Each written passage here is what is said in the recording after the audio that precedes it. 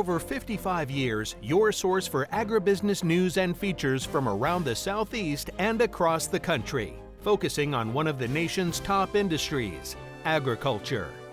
The Farm Monitor is produced by the Georgia Farm Bureau in association with Abraham Baldwin Agricultural College.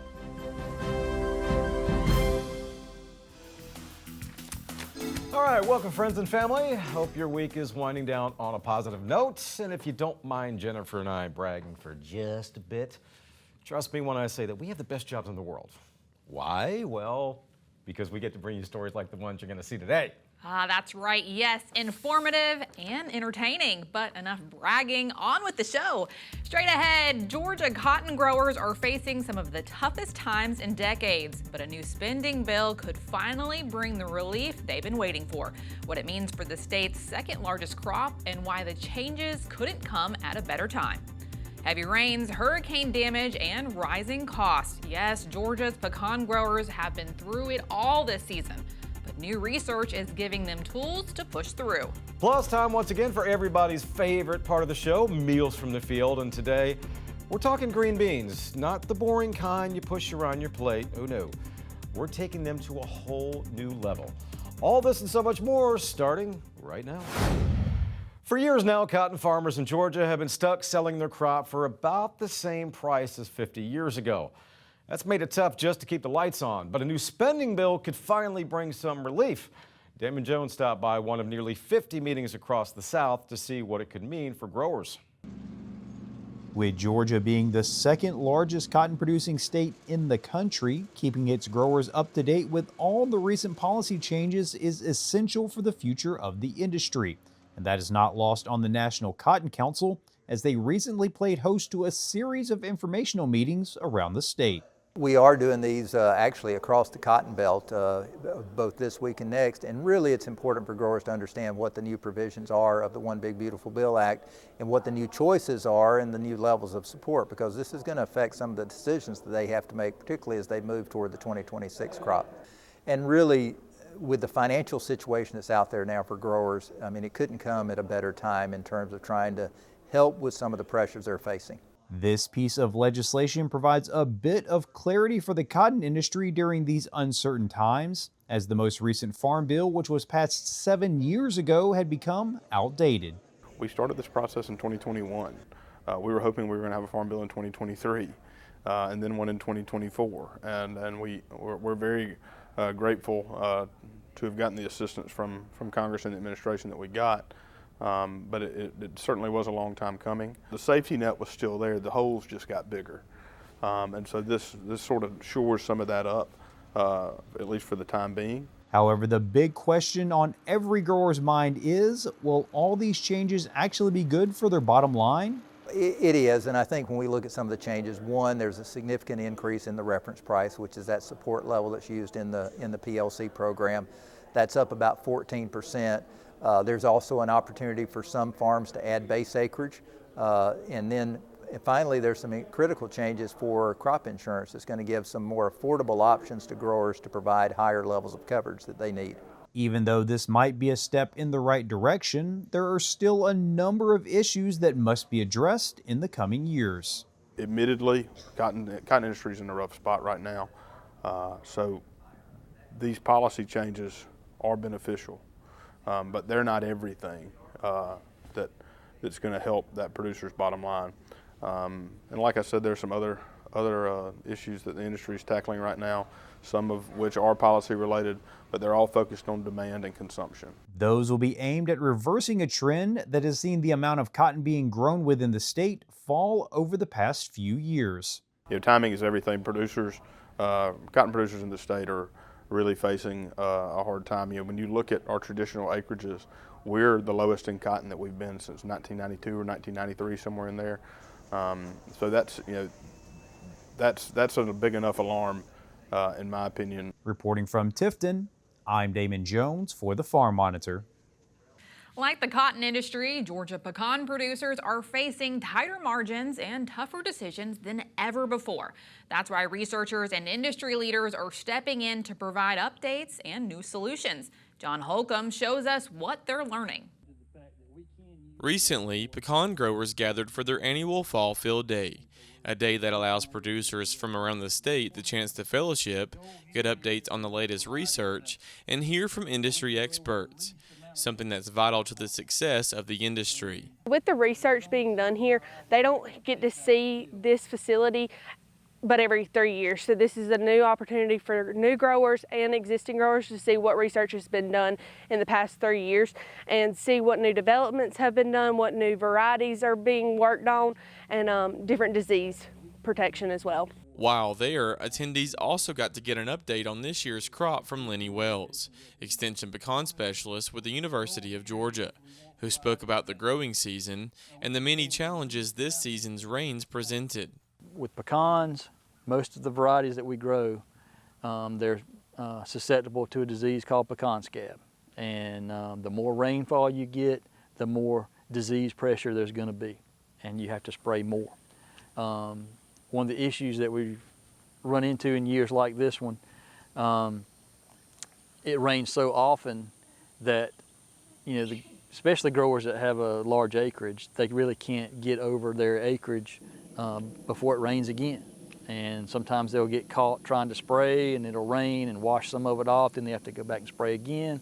So it drives up the cost of production considerably. And when margins are already slim, it's vital producers have science-based information from researchers that help them be more efficient and economical with resources. In general, farmers tend to focus on production, on how many pounds they make of whatever crop they're looking at.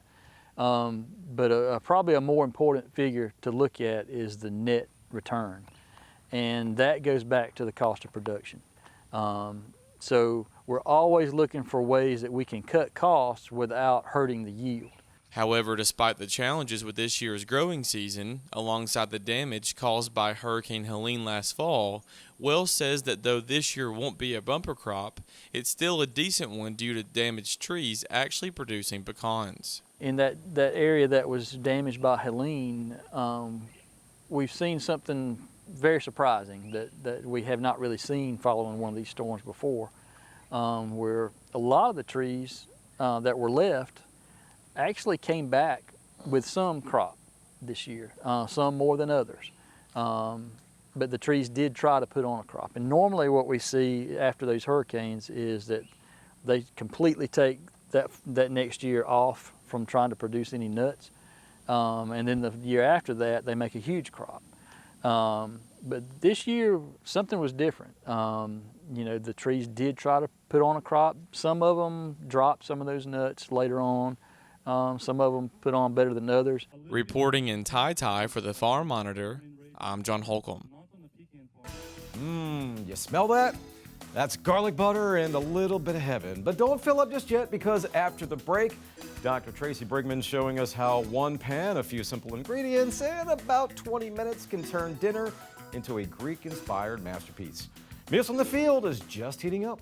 Hey everybody, I'm Tom McCall, president of Georgia Farm Bureau, and I'm here with my wife Jane. You know, fall is here, and with that comes a number of great festivals and events we all know, love, and cherish, especially the one called the Georgia National Fair in Perry. This year, the fair begins October the 2nd and runs through the 12th, and it always has something for everyone, as there are rides, games, shows, and of course, all of that fair food. Also, I can't forget to mention how great an opportunity the fair is for everyone who attends to get to connect with Georgia's #1 industry, agriculture. So be sure to visit the Georgia Grown Building and to see the baby barn and to see all the great booths like we at Georgia Farm Bureau will have on display. Also, make sure to visit the livestock barns to see all the cattle, sheep, goats, and pigs that our state's youth livestock exhibitors will be competing with. For more information, make sure you go to georgianationalfair.com. I hope to see you there this year for what is always such an incredible time of year. We are excited to see everyone at the fair.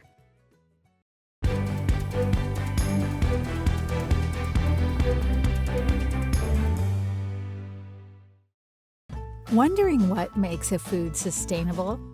Dairy cows have an idea. Milk is nutrient-rich with 13 essential nutrients in every cup. It's affordable and accessible to most. Plus, there are plenty of choices for everyone in the dairy case.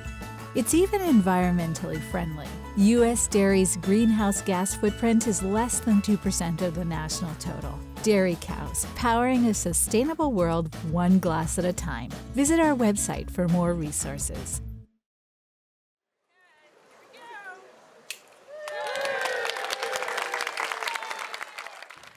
And with that, ABAC officially opened the doors to its newly renovated Chambliss building, the longtime home for ag education and communication.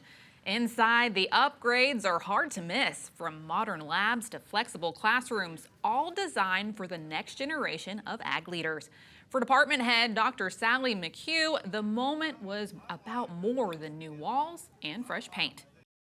I'm about, I don't know, maybe 50 yards from where I sat as a student, formerly in this classroom in Chambliss when it was 111.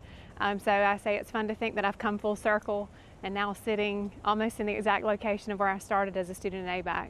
You know, we've always tried to think about us being a state-of-the-art program and meeting the needs of our students to go into industry and be work ready. Just the combination of those two is you know, just truly amazing to think that we've meshed those two, and here we are ready to meet those needs for our students.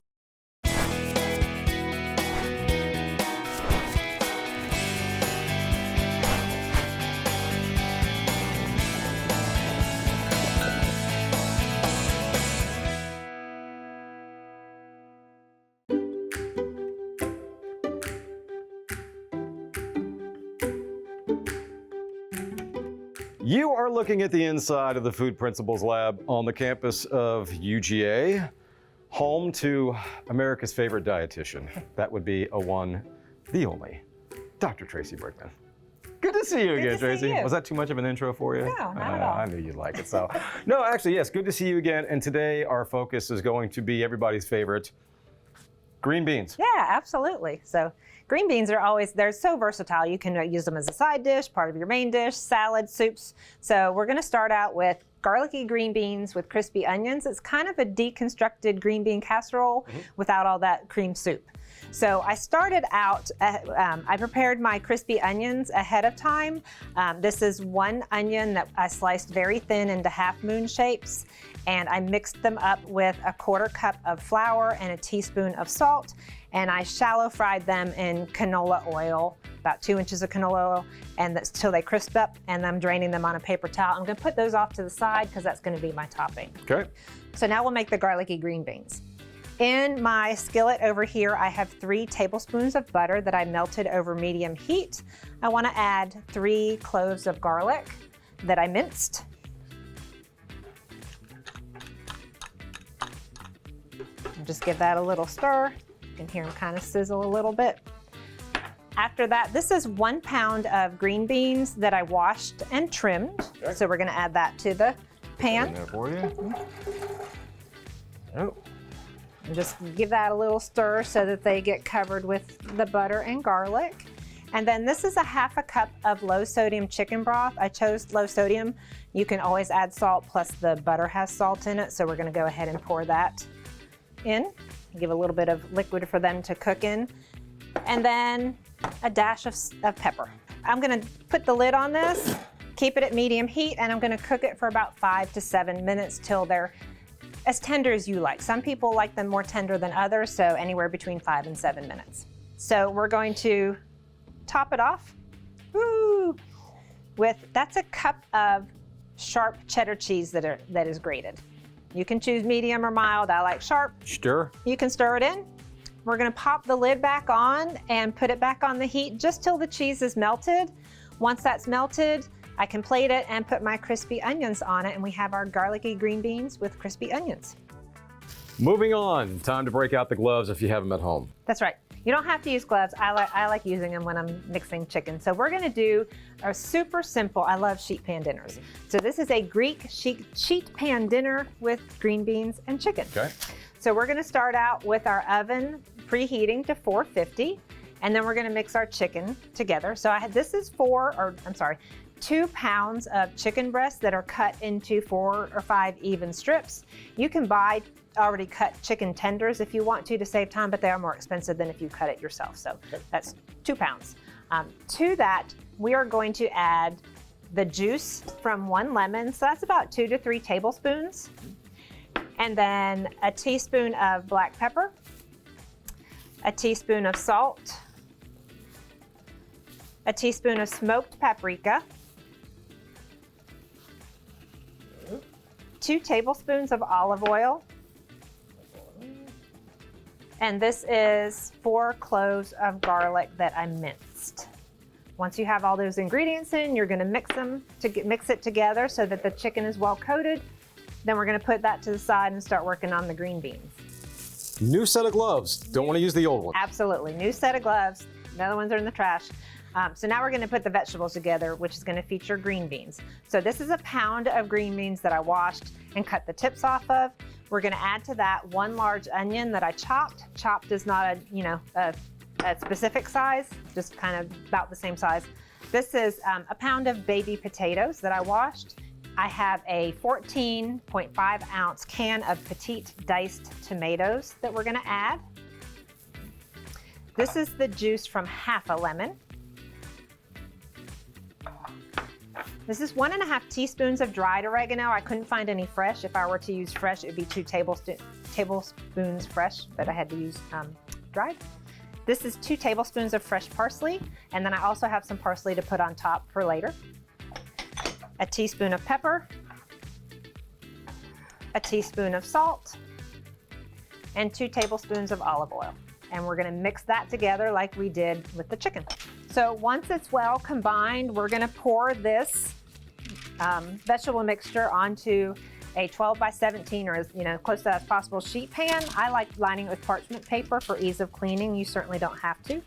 You wanna spread that as flat as possible so that it'll cook evenly. And then I'm gonna put my glove on here because we're gonna lay the chicken on top of that. So now we're gonna top it before we put it in the oven. Here I have 1 lemon that I washed and sliced. And then this is 4 cloves of garlic that I sliced thinly. And this is about 15 Kalamata olives. And we're just going to distribute those on this sheet pan. Once we have everything on it, I'm going to put this in the oven that I preheated to 450 degrees for about 20 minutes. Once that 20 minutes is up, I'm going to remove it from the oven and crumble 4 ounces of feta cheese on it. Put it back in the oven for about 5 minutes until the chicken reaches an internal temperature of 165 degrees. So it might take a little bit longer. And then I'm going to garnish with parsley. And you will have a finished product that looks like this. And there is your simple Greek sheet pan dinner with green beans and chicken. Not just one simple recipe, but 2 recipes you can find by logging on to farm-monitor.com, clicking on the recipe section and checking everything out. And again, these are so simple to make. Like I tell everybody, if I can do it, you can do it at home as well. Tracy, thank you so much. As always, good to see you again. Good to see you as well. And we will check you out again. Hope you check us out next month.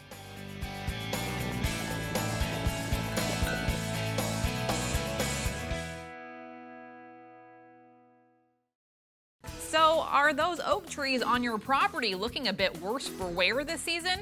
Not to worry. After the break, find out what it is and why Extension Specialist Paul Pugliese says it's not as bad as it looks.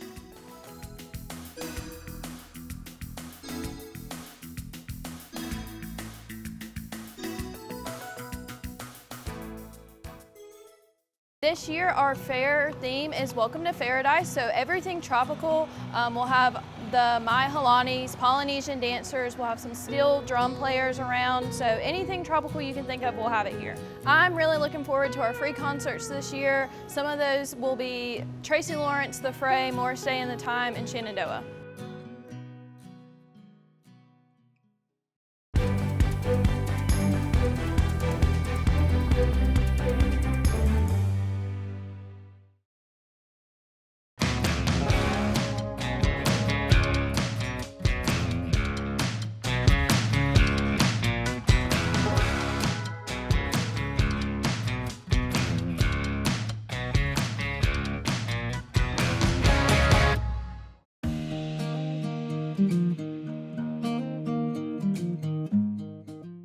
Hi, I'm Paul Pugliese with the University of Georgia Cooperative Extension.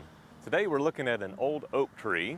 And we get a lot of calls about oak trees that have various problems. But today we're looking at a leaf problem on oak trees that we're seeing this year in particular.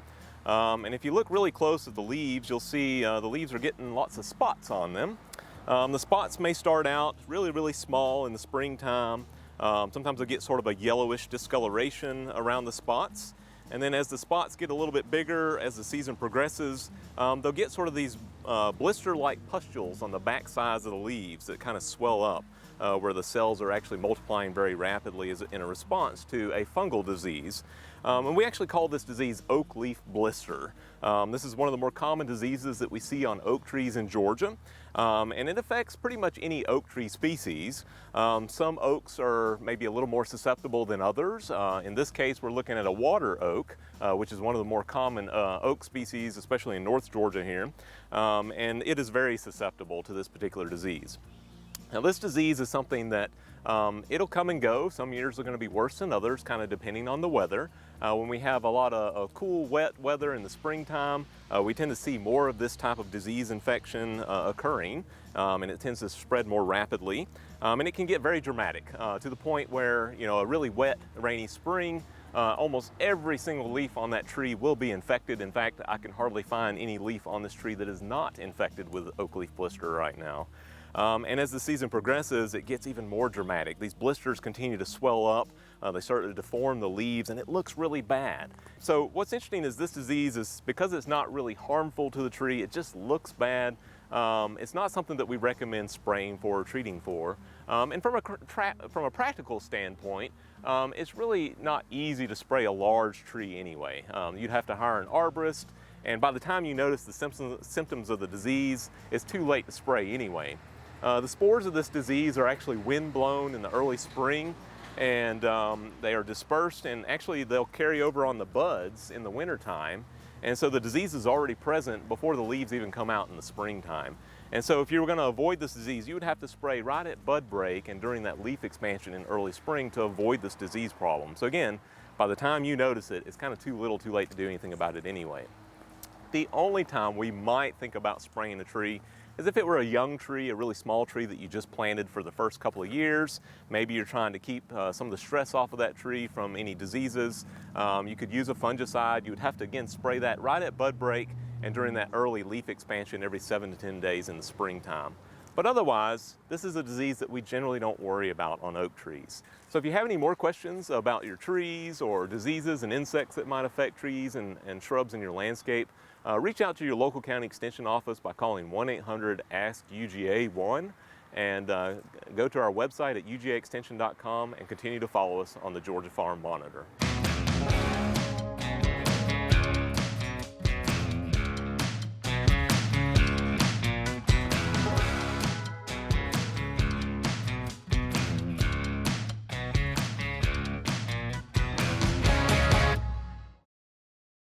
Paul, thanks so much, and thank you for checking out the show. From our family to yours, take care, stay safe, and we'll see you soon right here for another Farm Monitor. Have a great week.